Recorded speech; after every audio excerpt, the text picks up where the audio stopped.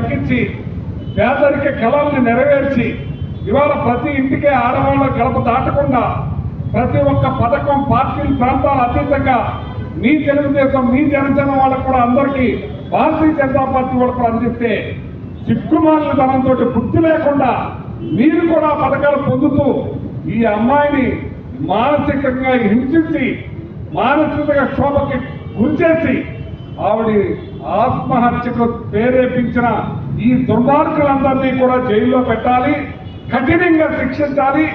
ఈ వాట్సాప్లో పచ్చి దొంగలు పచ్చ దొంగలు ఈ దుర్మార్గుల్ని కఠినంగా శిక్షిస్తేనే ఆమె ఆత్మకు శాంతి చేకూరుతుందని నేను కోరుతా ఉన్నాను.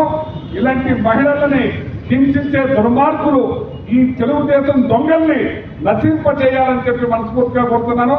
మరొక్క మహిళ కన్నెత్తి కూడా చూడకుండా చేయాలని మనస్ఫూర్తిగా కోరుకుంటున్నాను.